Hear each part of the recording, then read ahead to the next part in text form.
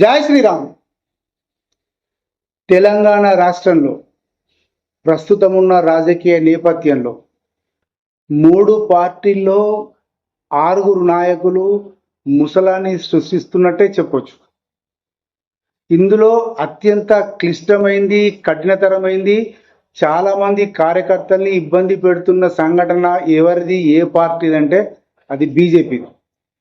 బీజేపీకి సంబంధించిన బండి సంజయ్ వర్సెస్ ఈటల రాజేందర్ యొక్క వాగ్వి ఏదైతే ఉందో, గొడవ లాంటిది ఏదైతే ఉందో అది కార్యకర్తలందరినీ ఇబ్బంది పెడుతోంది. ఆ పార్టీ యొక్క అంతర్గత కుమ్ములాటల్ని బయట పడగొట్టి చెప్పలేకనే సమాజానికి చెప్పేస్తుంది ఇంకెన్ని ఉన్నాయో ఇలాంటివి అన్న విషయం.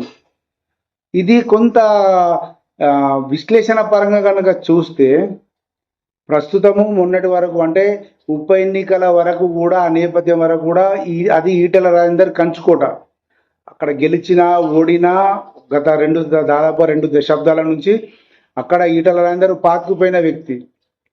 ఆ సందర్భంలో నుంచి ఎప్పుడైతే మల్కాజ్గిరికి వెళ్ళాడో, ఇక మల్కాజ్గిరికి వెళ్ళి అక్కడ ఎంపీ అయిన తర్వాత సహజంగా ఇక్కడ ఉండే సంబంధాలు కొంత దెబ్బ తిన్నట్టుగా అనుకోవచ్చు. కానీ దెబ్బ తినకపోయి ఉండొచ్చు, వాళ్ళ వ్యక్తిగత సంబంధాలు ఉంటాయి. అంతే ఇక్కడ అదంతా ఈటల సైన్యంగానే చాలా మంది చెప్తున్నారు. హుజురాబాద్ కాన్స్టిట్యున్సీ లోపల హుజురాబాద్ ఉంది, హుజురాబాద్ లోపల చుట్టుపక్కల ఆ కాన్స్టిట్యున్సీ లోపల ఏది చెప్పినా కూడా అక్కడ ఉంది విషయం ఏంటి అంటే ఇది ఈ సైన్యం అంతా అంటే బీజేపీ అని ప్రస్తుతం చెప్పుకుంటున్న ఈటెల వర్గం, ఈటలకు సంబంధించిన వర్గం అంతా కూడా అది ఈటల సైన్యం, ఈటల వర్గం, ఈటల అనుచరులు. ఈటెల ఎటు వెళ్తే అతను కాంగ్రెస్లో ఉంటే కాంగ్రెస్, బారాసలో ఉంటే బారాస, ఇక బీజేపీలో ఉంటే బీజేపీ అన్న లెక్క లోపల అది నడుస్తుంది. అంతవరకే తెలుసు చాలా మంది. కానీ ఇప్పుడు కొత్త చిక్కొచ్చి పడింది. అంటే ఈటల వర్గం ఉన్నంత మాత్రాన పెద్ద నష్టం లేదు, ఎందుకంటే ఈటల బీజేపీ కాబట్టి వాళ్ళందరూ కూడా బీజేపీ అనేది చెప్పుకోవచ్చు. కానీ ఇప్పుడు ఒక కొత్త సమస్య వచ్చి పడింది.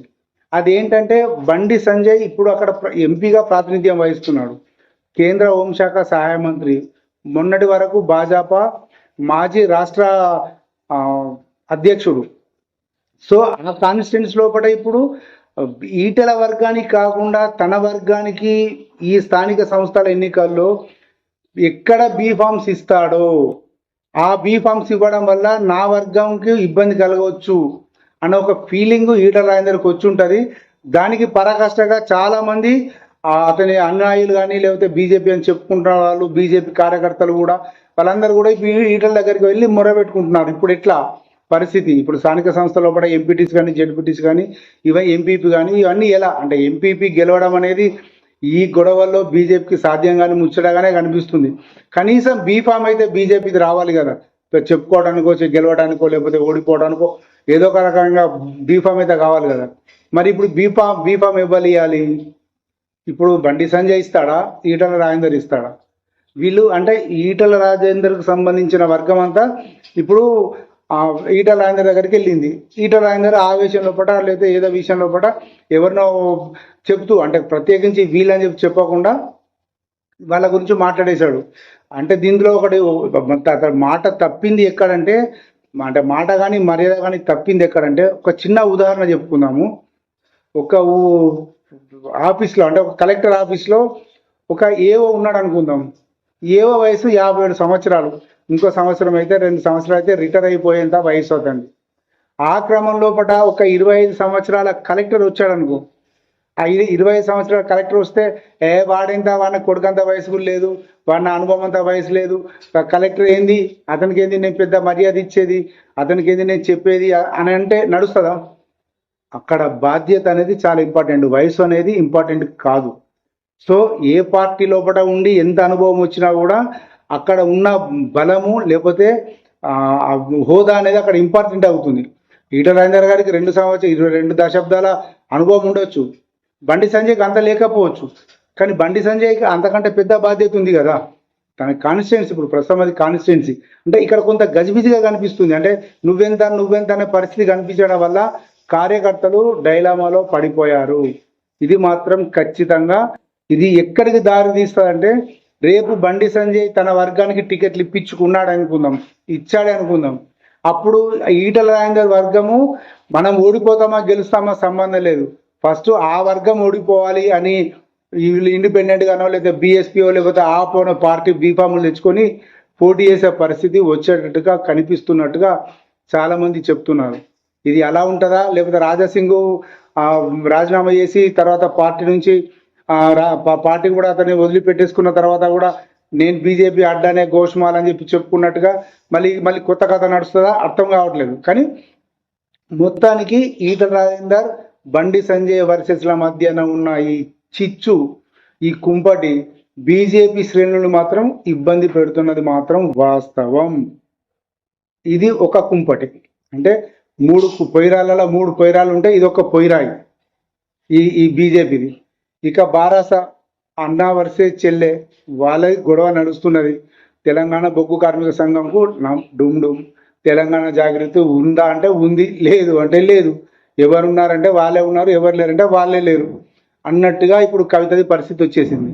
సో కవిత డెఫినెట్గా రాజకీయంగా అన్న మీద కొంత కోపంతో, తండ్రి మీద ఉండని కోపం, అంటే ప్రకటించని యుద్ధం ఇప్పుడు వాళ్ళిద్దరి మధ్య నడుస్తుంది. ఇది కొంత బారాస శ్రేణులకు ఇబ్బంది కలిగించే అంశం అనేది ఇది ఒకటి. ఇక కాంగ్రెస్లో ఉంది రేవంత్ రెడ్డి వర్సెస్ కోమటిరెడ్డి రాజగోపాల్ రెడ్డి. అది చాలా చిన్న సమస్య. యాక్చువల్గా ఇది కూడా ఒక కుంపటే. అటు బీజేపీ ఒక కుంపటైతే, ఇటు బారాస ఒక కుంపటైతే. దీంట్లో ఏంటంటే నేనే ఇంకా 10 ఏళ్ళ దాకా ముఖ్యమంత్రి ఉంటా, 15 ఏళ్ళ దాకా నన్ను ఎవరు కదిలేయలేరు, మీ గుండెల మీద రాసుకోరు అని చెప్పని కేటీఆర్ రేవంత్ రెడ్డి చెప్తే, అరే అట్లెట్లుంటుంది, ప్రజాస్వామ్యమా లేకపోతే ఇంకేంది రాచరికమా? ఎప్పుడు 5 సంవత్సరాలకు ఒకసారి నాయకుని ఎన్నుకుంటారు, ఎన్నికలకు గెలిస్తే ఎవరు గెలిస్తే వాళ్ళు ఎన్నుకుంటారు. కానీ మొత్తం నాది అని చెప్పి ఇంత గంటాపదంగా ఏకదాటిగా చెప్పేస్తే అది ఎట్లా ఇంతవరకు కరెక్ట్ అనేది ఇంకొక వర్షన్.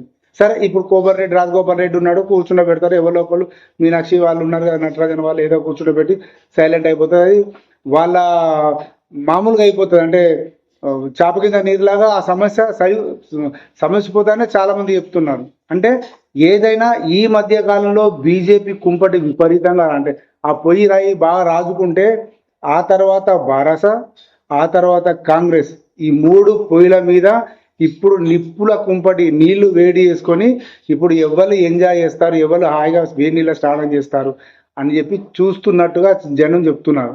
ఇక చూడాలి వాళ్ళ అధినాయకత్వాలు ఎలా చేస్తాయి, తర్వాత కార్యకర్తలు ఎలా చేస్తారు, తర్వాత ప్రజలు ఎలా ఆలోచిస్తారు అనేది వేచి చూడాల్సిందే. జై శ్రీరామ్.